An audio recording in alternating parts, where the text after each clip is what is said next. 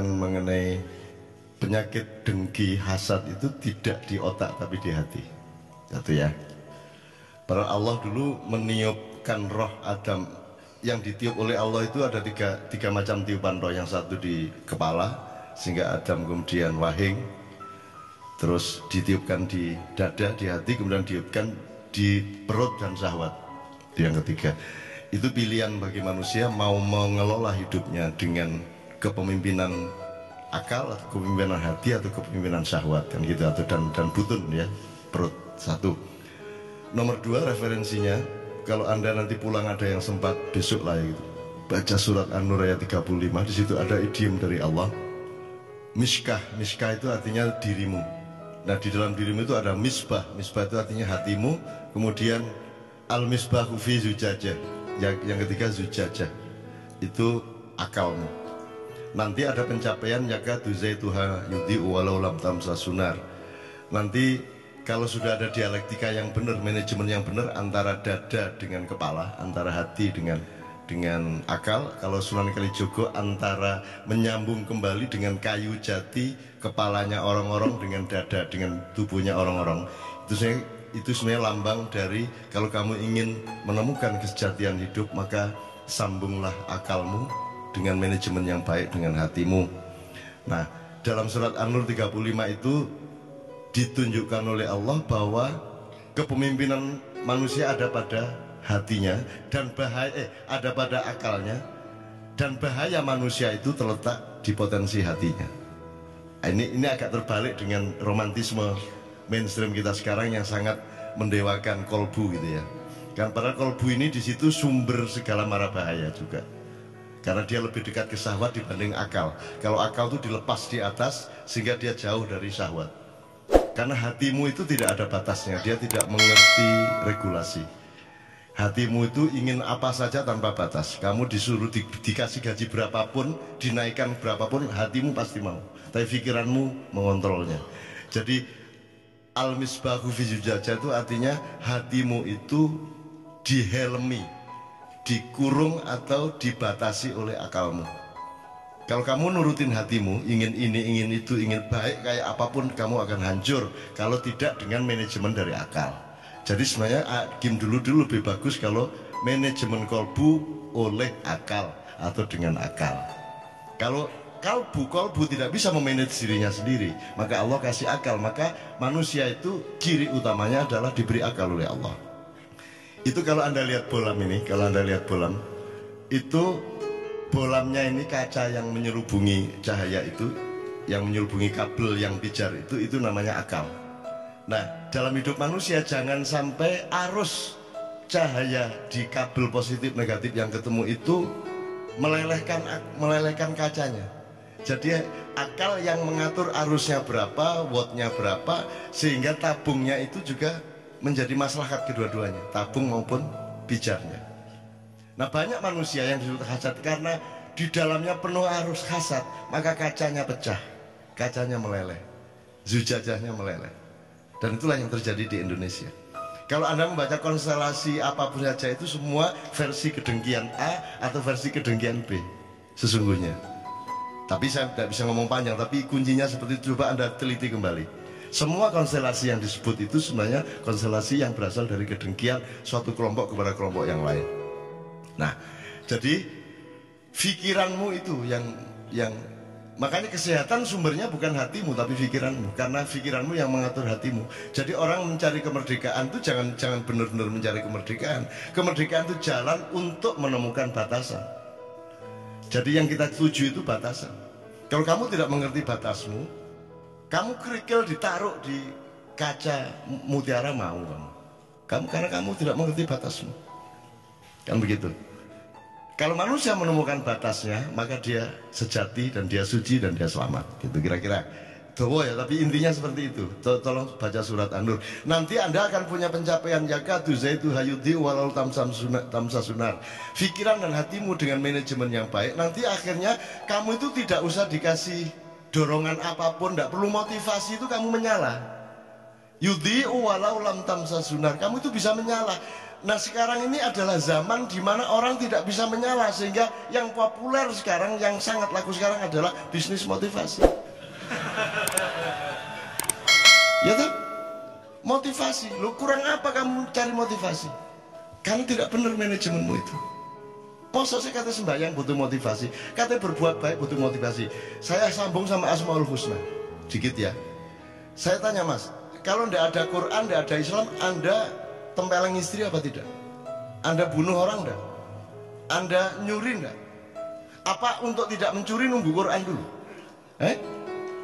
Jadi sesungguhnya Al-Quran itu intinya, energinya, dan aspirasinya sudah ada di dalam dirimu. Seandainya tidak ada Islam pun, kamu tidak akan berbuat jahat kalau kamu benar-benar manusia sejati. Kan begitu? Nah ini sudah dikasih Quran, sudah dikasih Asmaul Husna. Kamu tidak kagum lagi sama Asmaul Husna. Nggak ada orang kagum sama Asmaul Husna, diterima begitu aja tanpa perasaan. Wala wajilat, wama wajilat qulubuhum, dan tidak tergetar hatinya. Kamu tahu nggak? Emang gimana kamu bisa tahu Tuhan itu? Gimana mau meneliti kayak apa? Mau bertapa kayak apa supaya kamu tahu Tuhan? Nggak mungkin kamu tahu Tuhan. Nggak mungkin mengalami dan mengetahui pemahaman apapun mengenai Allah. Satu-satunya jalan adalah Allah ngasih tahu kamu tentang Dia, betul nggak? Nah itu prosesnya berabad-abad. Dulu orang tahunya, oh ada dewa perusa, ada dewa pencipta, ada dewa pemelihara, ya tak? Cari-cari itu, alhamdulillah ketemu dikit 3, kan gitu kan? Terus berkembang akhirnya sama Tuhan di shortcut. Udah gini aja, kamu tak kasih tahu siapa saya, ya. Sifat saya itu 99, ya. Saya itu Rahman Rahim ikonnya. Jadi yang utama dari saya itu hadir ke kamu itu bukan hebat saya, bukan kuat saya, bukan dahsyat saya, bukan kuasa saya, tapi cinta dan kasih sayang saya. Makanya kita selalu tiap hari mengucapkan Bismillahirrahmanirrahim, karena ikon utama Allah itu Rahman Rahim, bukan syadid, wal qawi, wal matin, wal jabbar, wal qahir, wal qahar. Enggak. Itu kekuatan-kekuatan yang hanya kalau terpaksa itu dikeluarkan. Karena Allah ingin bermesraan sama Anda. Orang yang ditawarkan cinta, wajahnya aja wajah cinta. Makanya Rahman Rahim. Sekarang Anda minder. Kalau Kristen ajaran kasih, kalau Islam ajaran perang, kan gitu. Padahal tiap hari bilang Bismillahirrahmanirrahim. Itu ya teman-teman, saya singkat. Jadi Anda dapat Asmaul Husna itu mbak disyukuri. Masa Anda disyukuri? Kenapa? Karena manusia memang konsumtif. Jadi makanya Allah itu selalu memberi firman-firman untuk mendorong penelitian. Coba sekarang tanya kepada dokter yang pernah meneliti, apa ayat penelitian coba. Paling ngomong Iqra gitu dokter. Kamu sebut ayat apa saja, saya tunjukkan bahwa itu dorongan untuk penelitian. Ngono lho rek. Wes sebutan ayat sendiri. Saya akan tunjukkan kepada kamu itu dorongan untuk penelitian. Misalnya apa? Allahu Akbar. Wes. Itu apa? Itu dorongan untuk penelitian. Kalau ayam, itu ya. Itu karena dia ayam ditakdirkan untuk keloro. Tapi kalau manusia mengucapkan Allahu Akbar karena ada asal usulnya. Ngapain kamu Allahu Akbar itu? Allahu Akbar itu kan ketika kamu kagum, ketika kamu takjub, ketika kamu terharu, Allahu Akbar, atau ketika kamu dalam bahaya besar. Kan begitu. Jadi harus ada pengalaman empiris sedemikian rupa yang menyangkut getaran hatimu dan terguncangnya jiwamu, baru kamu ucapkan Allahu Akbar. Jadi Allahu Akbar itu output dari peristiwa jiwa Anda yang meneliti macam-macam. Lihat pohon, ya Allah, Allahu Akbar, indah banget. Karena Anda meneliti pohon, ngelihat cacing, ngelihat apa-apa. Jadi itu semua harus penelitian dulu baru Allahu Akbar. Apalagi kalimatnya gini, Rabbana ma khalaqta hadza batila. Ya Allah, wahai Tuhan kami, tidak ada yang sia-sia Engkau ciptakan. Tuhan yang ngasih kalimat seperti itu. Kalimatnya kalau Anda ngerti retorika, kan mestinya Tuhan ngomong gini, sesungguhnya tidak ada yang sia-sia yang Aku ciptakan.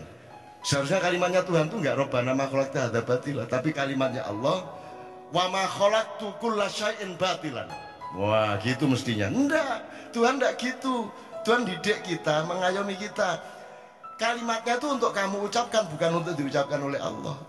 Manusia yang mengucapkan, wahai Tuhanku, sesungguhnya Engkau tidak sia-sia menciptakan ini. Untuk ngomong gitu kan kamu neliti dulu. Ada apa kok ngomong gak sia-sia? Iya bojo ketok pesek tapi ya Allah, Rabbana ma khalaqta hadza batila. ketoke rada merongos, ketoke rada ngene tapi ngabektine poli. Robbana makhluk. Nah gitu loh. Anda mengalami sesuatu karena penelitian dan penghayatan Anda, baru Anda ucapkan Robbana makhluk hadza batila.